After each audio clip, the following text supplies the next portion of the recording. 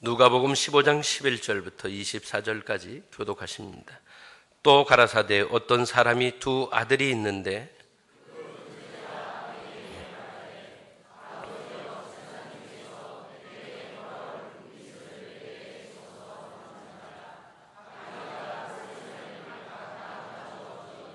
그 후 며칠이 못되어 둘째 아들이 재물을 다 모아가지고 먼 나라에 가 거기서 허랑방탕하여 그 재산을 허비하더니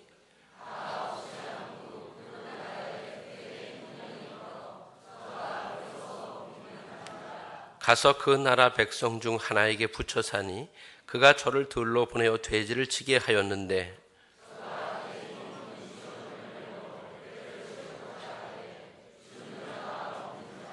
이에 스스로 돌이켜 가로되 내 아버지에게는 양식이 풍족한 품꾼이 얼마나 많은고 나는 여기서 추려 죽는구나.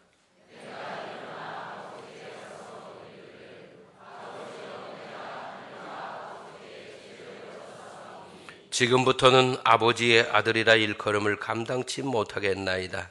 나를 품꾼의 하나로 보소서 하리라 하고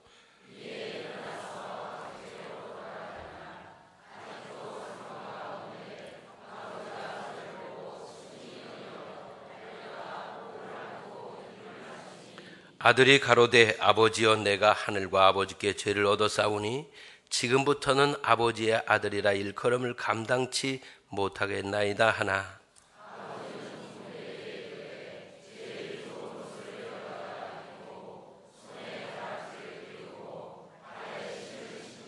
그리고 살진 송아지를 끌어다가 잡으라 우리가 먹고 즐기자. 이 내 아들은 죽었다가 다시 살아났으며 내가 잃었다가 다시 얻었노라 하니 저희가 즐거워하더라. 아멘. 할렐루야. 찬양대가 찬양 드리시겠습니다.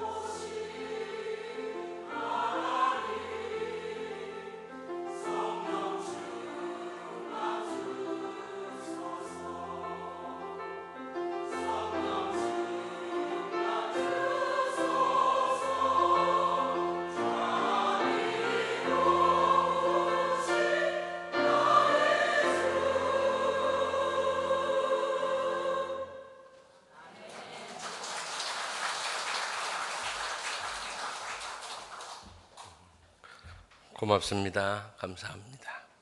할렐루야. 옆에 분들하고 오늘은 먼저 좀 인사를 좀 나누시겠습니다. 스스로 돌이킵시다. 이렇게 좀 인사를 좀 나누세요.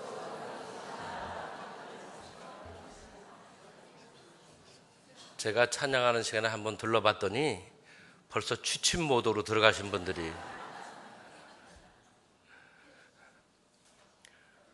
오늘 스스로 돌이켜라는 제목으로 말씀을 드리겠습니다. 쉽게 번 돈 어떻게 되나요? 쉽게 나가고 말아요? 혹시 복권 당첨돼서 횡재하신 분 계시나요? 그래서 덜어 있을지 모르는데 돈 내놓으라고 그럴까 봐 그러는지 얘기를 안 하셔요. 수고하고 땀 흘리고 인내하면서 번 것이 아니고 어떤 방법으로든지 쉽게 얻어진 것은 대부분 보면 쉽게 나가고 말아요. 왜 그럴까요?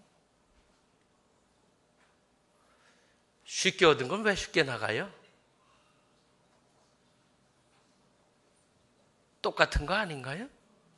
그런데 이상해요. 우리가 힘들이지 않고 무언가를 얻으면 그 가치를 잘 몰라서 그래요. 그게 얼마나 힘들게 얻은 건지, 그게 얼마나 중요한 건지 그런 걸 잘 모르니까, 그러니까 쉽게 허비해버리고 그래요. 더러는 그래요. 부모님들이 열심으로 정말 고생하면서 모았는데 자녀들이 그냥 한순간에 다 날려버리는 경우 있어요.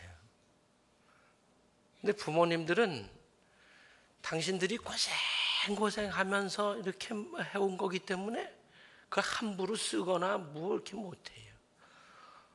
뭘 갖고 싶은 게 있어도 더 꺼내주고서 뭐 하나 사서 자기 이렇게 못해요. 왜냐하면 그거에 얼마나 땀과 수고, 인내, 고통이 들어있는지를 잘 아시니까 그걸 그렇게 못해요. 근데 이제 쉽게 부모님이 고생해 놓은 거, 그래서 이루어 놓은 거 자녀들이 쉽게 받아버리면 그냥 쉽게 하려고 그래요. 편하게, 쉽게. 그러다 보니까 그냥 한순간에 덜커덕하고 이런 일들이 일어나곤 해요.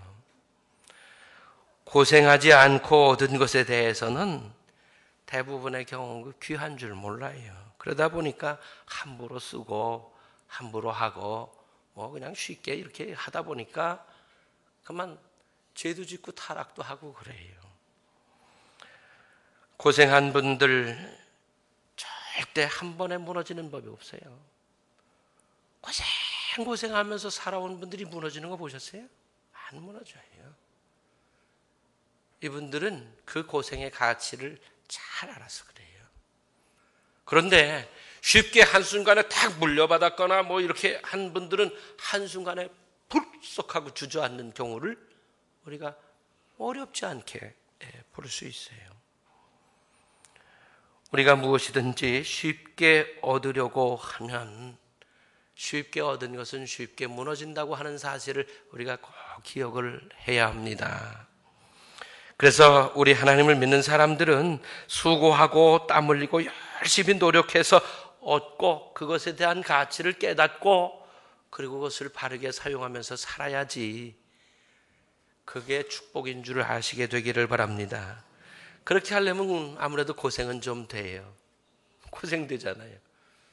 그렇지만 그 고생이 담겨진 것이라야 우리를 복되게 하고 행복하게 만드는 거지, 고생 없이 얻은 것은 우리에게 사실은 좋은 영향을 끼치지 못한다고 하는 것도 함께 기억하시게 되기를 바랍니다.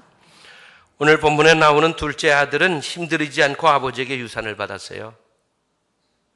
뭐 좀 때는 썼겠죠. 아버지 줘요 하고. 아버지가 뭐 쉽게 줬겠어요? 때 쓴 것 말고는 별로 한 게 없어요. 그 때 써서 얻어가지고 어떻게 했어요? 먼 나라 갔죠. 근데 그 받은 유산이 오래 갔어요? 오래 가지 못했어요? 오래 가지 못했어요. 근데 이 돈을 어디 뭐 좋은 일에 유용하고 가치 있는 일에 써서 돈이 다 없어졌나요? 아니에요. 그냥 성경에는 보면 허랑방탕했다고 그랬어요.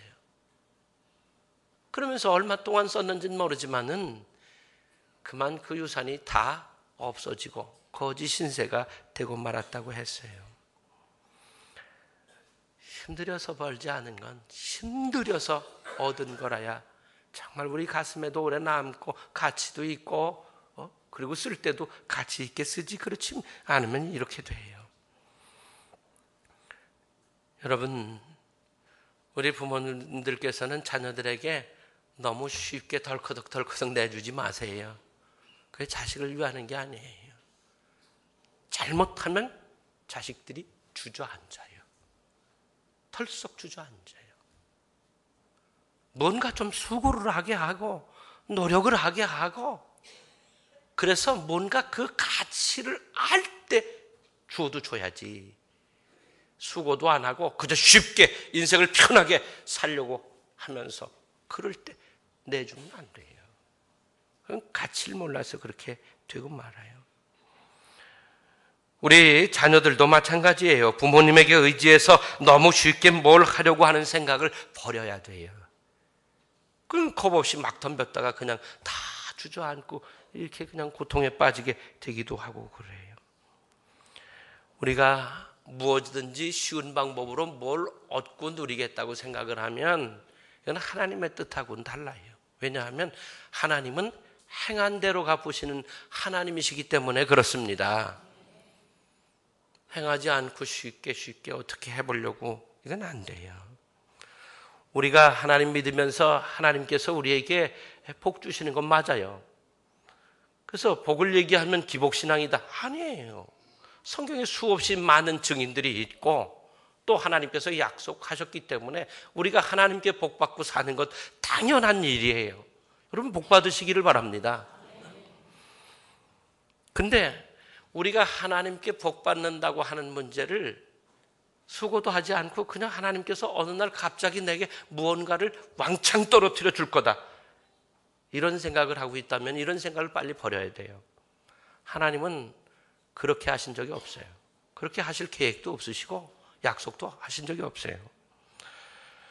우리가 정말 열심히 해서 우리가 얻은 것을 가지고 세상을 가치 있고 규모 있게 살려고 해야지, 그걸 모르면 함부로 살게 돼요. 그래서 보면 남의 돈 가지고 사는 사람들이 함부로 해요. 없는 것 없이 해놓고 살고 하고 싶은 거 다 하고 누리고 그러면서 살아요.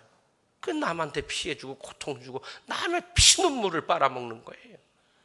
이런 사람들이 적지 않게 있어요. 교회 안에서도 이런 일이 일어나서는 안 돼요. 우리 믿는 사람들끼리 더더욱 그래서는 안 되겠죠. 곤경에 처한 둘째 아들이 아버지께로 돌아가야 되겠다고 결심을 하고 돌아가는 과정이 오늘 우리가 읽은 본문 가운데 나오는데, 오늘 이 말씀을 살펴보는 가운데 회복되고 축복을 누리는 분들로 거듭나게 되시기를 바랍니다. 여러분 17절 말씀을 우리 다시 한번 좀 같이 읽어볼까요? 이에 스스로 돌이켜 가로되 내 아버지에게는 양식이 풍족한 품꾼이 얼마나 많은고 나는 여기서 줄여 죽는구나. 아멘. 이에 스스로 돌이켜란 말이 있는데 이 말의 원래 원어에 담겨져 있는 뜻은 뭐냐 하면 자신에게로 돌아가다, 그런 뜻이 들어있어요. 그러니까 이 둘째 아들은 지금 어떻게 됐다는 거예요? 자기의 본래의 모습을 다 잃어버린 거예요. 그 아버지의 아들의 자격도 잃어버렸고 상속권자로서의 권리도 다 없어지고 말았어요. 그래서 여기 돌이킨다고 하는 이 말은 자기의 본래의 모습으로 되돌아가는 것을 말해요. 우리가 누구입니까? 우리는 하나님의 자녀입니다.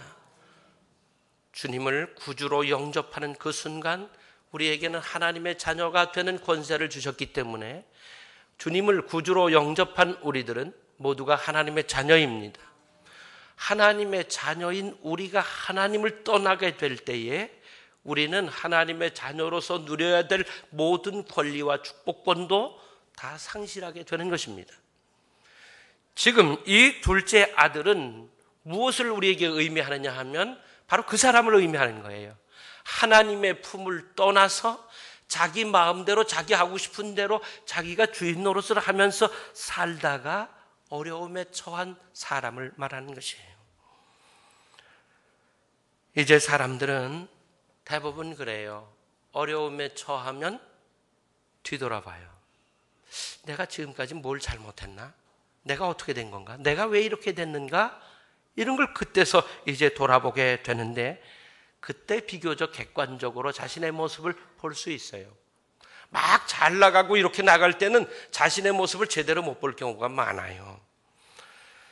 이 둘째 아들은 자신의 처지가 비참해졌을 때야 내가 원래의 내 모습, 이 아버지의 아들인 상속권자인 내 모습을 지금 잊어버렸다는 사실을, 그걸 잃었다는 걸 알게 된 거예요. 그래서 다시 돌아가려고 하는 것입니다. 어려움을 아무리 당해도 깨닫지 못하는 사람이 있어요. 이런 사람이 참 미련한 사람이에요. 어려움을 당해서 깨닫는 사람도 있어요. 근데 잘 모르다가 어려움을 당하면 그때서 이거 내가 잘못됐구나. 이 방식이 잘못됐구나. 생각이 잘못됐구나. 내 태도 잘못됐구나. 고쳐야지. 그리고 즉각 고치는 사람이 있어요. 또 한 부류의 사람들은 어떤 사람들이냐 하면 그런 어려움에 비참함에 처하기 전에 미리 깨닫는 사람이에요. 이 사람이 지혜로운 사람입니다. 제가 물으면 이번에 대답은 지혜로운 사람입니다. 어려움 당하기 전에 미리 깨닫는 사람이 누구입니까? 그렇다니까요. 지혜로운 사람이에요. 그럼 다시 제가 물을 때 이번에 대답은 뭐냐 하면 미련한 사람입니다. 어려움을 당해도 깨닫지 못하는 사람이 누구입니까? 옆에 분들을 한번 쳐다보세요. 옆에 분이 그런 분 아닌지, 아니면 내가 그런 사람은 아닌지. 우리는 이 세 부류의 사람들 중에 내가 어떤 부류의 사람이냐는 거예요. 어려움을 당해야만 깨닫는 사람? 이 사람도 미련함에 속하는 사람이에요. 우리가 이런 어려움을 만나기 전에 미리 깨닫고 살아갈 때에 하나님의 은총과 축복 아래 복된 삶을 살아가게 될 줄로 믿습니다. 모든 성도님들이 어려움 당하기 전에 깨닫는 지혜로운 분들이 되시기를 주의 이름으로 축원합니다. 스스로 돌이키는 일은 사실은요, 자신을 아는 데서부터 출발해요. 자신의 처지를 모르면요, 절대 돌이키는 일은 일어날 수가 없어요. 내가 지금 어떻다. 내가 지금 어떤 형편이다. 내가 어떤 사람이다. 내가 살아온 방식이 뭐다. 내가 지금 하나님께로부터 떠나 있다. 그렇지 않다. 내 처지가 지금 어떤지 이걸 제대로 알아야 뭘 돌이키든지 말든지 할 수 있는 거예요. 그걸 모르는 사람은 돌이킬 방법이 없어요. 우리가 병이 나면 아프잖아요. 여러분, 병이 나서 아플 때 꼭 감사하시기를 바랍니다. 왜 병이 나서 아픈데 뭘 감사하라고 그러냐고요? 그러니까 지금 아멘 소리가 그런 거예요. 근데 아니에요. 감사해야 돼요. 병은 나요. 병 안 나는 사람이 어디 있어요? 근데 병이 났는데 아프지 않다. 그럼 얼마나 좋겠어요. 그렇죠? 안 아프니까. 근데 좋아요? 궁극적으로 보면 어떻게 되는 거예요? 죽는 거예요. 아픈지를 모르니까. 아픈지를 모르니까 그렇게 되는 거예요. 무서운 병이 뭐예요? 초기부터 막 아픈 거는요, 사람 죽이지 않아요. 문제는 이거예요. 아주 심각해질 때까지 아프지 않은 병이 문제인 거예요.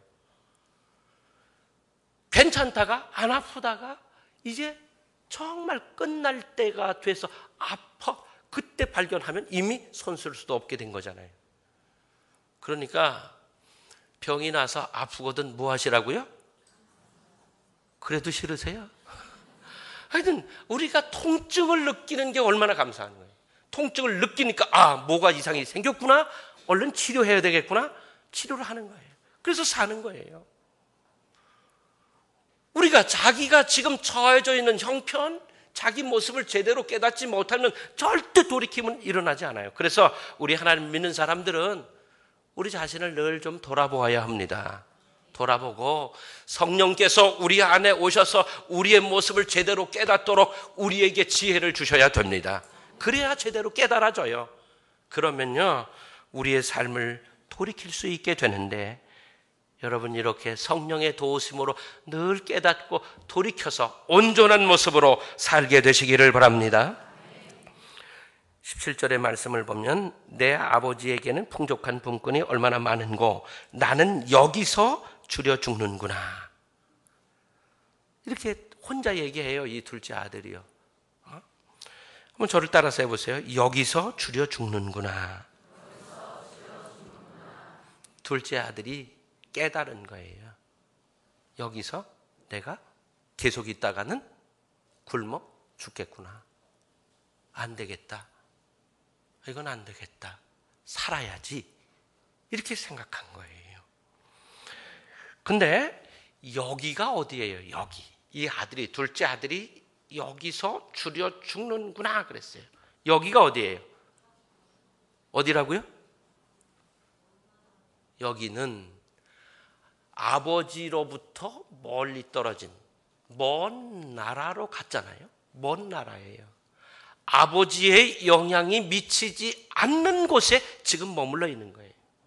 다시 말하면 우리가 신앙적으로 생각해 보면 하나님을 떠나 있는 인생을 말하는 것이에요.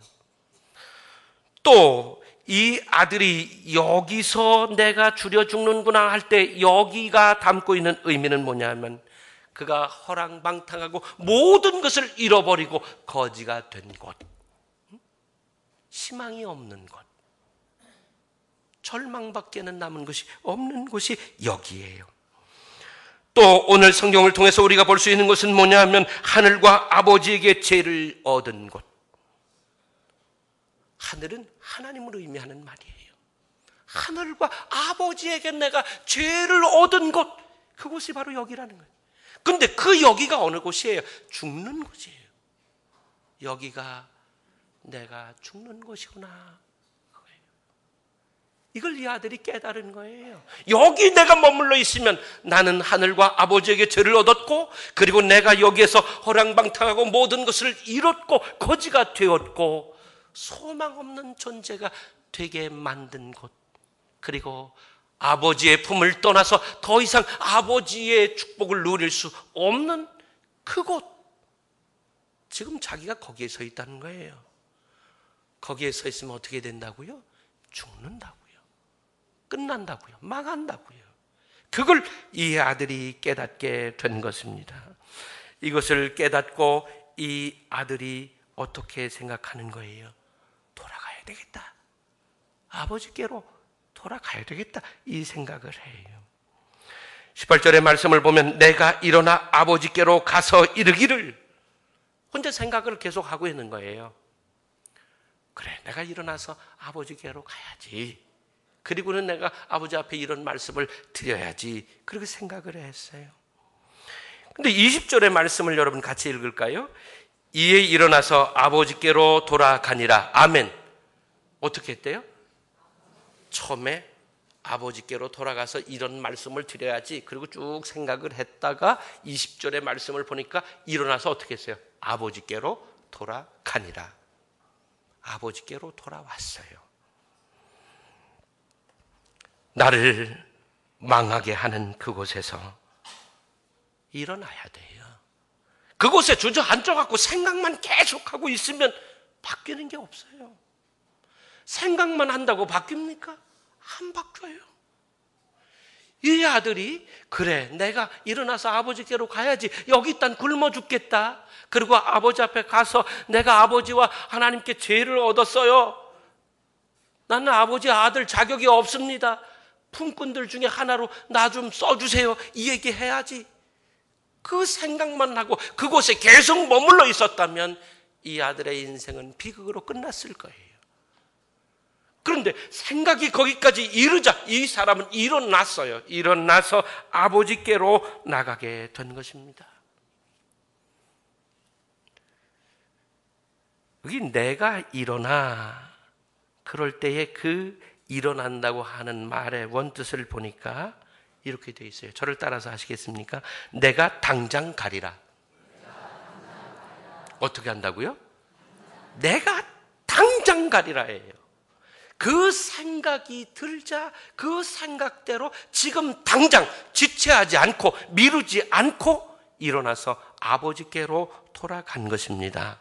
여러분, 중요한 게 뭐예요? 당장이에요. 당장. 지금 당장. 아니, 죽을 자리에 우리가 머물러 있으면 있을수록 고통만 더해지는 거예요. 절망의 자리에 그냥 주저앉아서 버티면 버틸수록 더 절망으로 들어가는 것입니다. 배고픈 사람이 나 배고파 죽겠다 그러면서 가만히 앉아서 배고파 죽겠어 한나절 지냈어요? 하루 지냈어요? 이틀 지냈어요? 일주일 지냈어요? 어떻게 되겠습니까? 죽는 거지요. 지금 여기가 그곳인데 이 둘째 아들은 그곳에서 여기에서 지금 당장 일어나 풍족함이 있는 아버지께로 돌아간 것입니다. 여러분, 절대 아니야, 안 돼,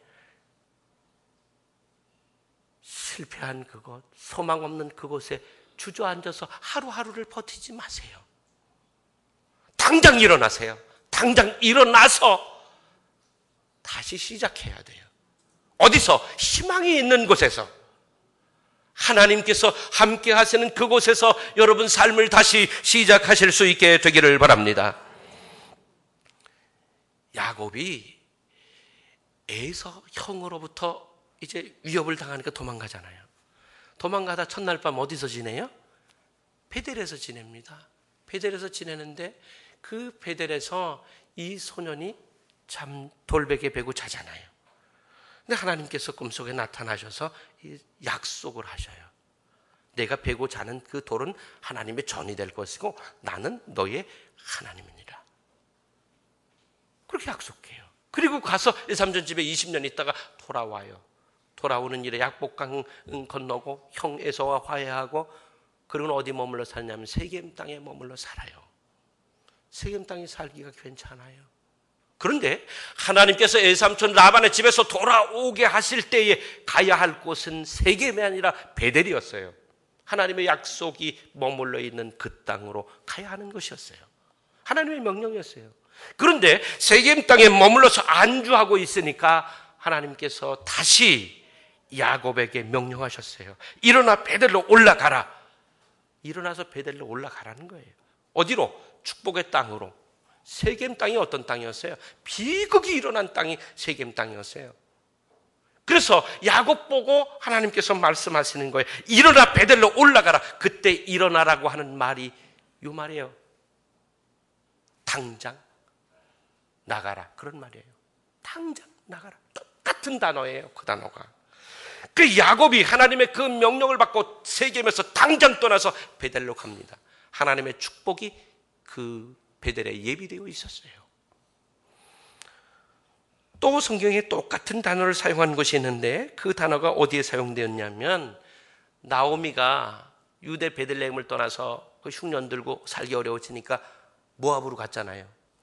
그 모압에 가서 좋은 일만 생겼으면 좋은데 모압에서 좋은 일이 생기지 않았어요. 남편 세상 떠났죠. 장대 같은 두 아들 잃었죠. 이방인 며느리, 아이를 낳지 못한 그런 며느리 둘 홀로 됐죠. 그러면 이제 세 여자만 남았거든요. 근데 거기도 살 방법이 없어요. 그것을 깨닫고 나서 나오미가 며느리들 보고 하는 말이 뭐냐 하면, 일어나 유대로 돌아가자. 그 말이에요. 그때 일어나. 그 말이 똑같은 말이에요. 나오미도 그 생각이 머릿속에 들어오자마자 바로 일어나서 유대 베들레헴으로 떠나는 거예요. 우리가 멸망의 자리에, 죽음의 자리에, 실패의 자리에, 좌절의 자리에 머물러 있으면 머물러 있을수록 더 상황은 나빠집니다. 이렇게 야곱이 나오미가 하나님의 말씀을 깨닫고 생각하고 음성을 들은 이후에 즉각적으로 일어나서 행동한 것처럼 여러분 지금 일어나셔야 될 자리에서 당장 오늘 의지적으로 결단하고 일어나실 수 있게 되기를 바랍니다. 아버지 품으로 돌아와야 합니다. 당장 돌아와야 합니다. 야곱도 나오미도 당장 일어나 아버지 집으로 돌아왔을 때에 상상도 못했던 축복이 그들을 기다리고 있었습니다. 우리가 결단하여 회개하고 아버지께로 갈 때에 아버지께서 우리에게 은총을 베푸시리라고 믿습니다. 그러면 아버지께로 돌아갈 때 하나님께서 우리에게 주시는 은총이 무언가, 무엇을 회복시켜 주시는가 하는 것을 말씀드리고 마치려고 그래요. 둘째 아들이 아버지 집으로 돌아옵니다. 아버지는 기다리고 있어요. 그 아버지 만났어요. 아들이 그래요. 얼마나 죄송스럽고 부끄러워요. 그 아버지가 기다리고 있다가 자기 막 안고 막 이러시는데 얼마나 죄송스럽게 했어요. 사람이라면 죄송스럽잖아요. 입이 10개라도 할 말이 없어요. 근데 이 둘째 아들이 어떻게 하는가 보세요. 하늘과 아버지에게 죄를 지었다고 고백을 하고, 그리고 나는 아버지의 아들이라 일컬음을 감당치 못하겠다고 얘기해요. 21절 말씀인데 여러분 같이 한번 또 읽겠습니다. 아들이 가로되 아버지여 내가 하늘과 아버지께 죄를 얻어 싸우니 지금부터는 아버지의 아들이라 일컬음을 감당치 못하겠나이다 하나. 근데 앞에서 우리가 말씀을 보면 19절 말씀인데 19절 말씀도 한번 더 읽어보겠습니다. 지금부터는 아버지의 아들이라 일컬음을 감당치 못하겠나이다. 나를 품꾼의 하나로 벗어서 하리라 하고 아버지께로 돌아가기 전에 생각한 말이 있었어요. 아버지 만나면. 그 말이 뭐냐면 19절의 말씀이에요. 아버지의 아들이라고 나는 말 못하겠다는 거예요. 다만 밥이라도 얻어먹고 살게 여러 품꾼들 중에 하나처럼 나를 좀 품꾼으로 받아달라고 얘기를 해야지. 그리고 온 거예요.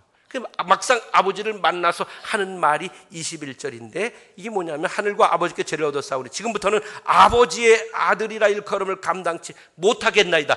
무슨 말이 빠졌어요? 19절에서 자기가 생각하는 것보다 안 한 말이 있어. 그 말이 무슨 말이에요? 예? 무슨 말이에요? 품꾼의 하나로 나를 써주세요 하는 말이 없어요. 근데 그 말을 해야 되는데 아버지가 그 말을 자른 거예요. 그 말을 하기도 전에 아버지께서 아버지는 종들에게 이르되 제일 좋은 옷을 내어다가 입히고 아버지가 아들이 나를 아버지 품꾼으로 써주세요. 그 말을 하기도 전에 그 말 할 새 없이 그 말 못하도록 자르고 당신 말씀을 하셔요. 너 어떻게 된 거냐? 이런 말씀이 없어요. 그냥 종들을 불러. 얘들아! 빨리 가서 좋은 옷, 제일 좋은 옷 꺼내다 입혀라. 손가락에 가락지 끼워줘라. 신발 신겨라. 살찐 송아지 끌어다가 잡아라. 잔치하자. 그 얘기해요. 생각해 보세요. 품꾼으로 나 써주세요. 그 말을 한 거하고 안 한 거하고는 완전히 다른 거예요. 우리들이 믿는 하나님은 우리가 하나님께로 진정으로 돌아오면 우리를 품꾼으로 받으시는 게 아니에요. 우리를 종으로 받으시는 게 아니에요. 우리 하나님은 우리를 아들로 딸로 하나님의 자녀로 받으신다는 사실을 믿게 되시기를 바랍니다. 여기에 제일 좋은 옷을 입히는 것도, 또 손가락에 가락지를 끼워주는 것도, 신발을 신기는 것도 다 똑같은 이야기예요. 이 당시에 노예들은, 종들은 신발을 신지 않았대요. 신발을 신긴다고 하는 의미는 뭐예요? 주인이라는 의미예요. 가락지를 끼워준 건 뭐예요? 아들이라는 의미와 아버지의 권한이 이 아들에게도 동일하게 있다고 하는 의미예요. 그 반지가 도장이었어요. 그런 의미예요. 그러므로 우리는 진정한 회개, 진정으로 돌아와야 할 그 자리에서 돌아올 때에 세상이 줄 수 없는 기쁨과 또 누릴 것을 허락하신다고 하는 것을 알 수가 있어요. 우리가 회개하여 돌아왔을 때에 상상할 수 없는 축복 주심을 믿고 오늘 당장 결단되어져야 할 부분들을 결단하고 일어나서 하나님께로 나가실 수 있게 되기를 바랍니다. 절대 실패와 멸망의 자리에 머물러 있으면서 고민하고 낙담하고 주저앉아 있지 말고 그 자리에서 일어나시기를 바랍니다.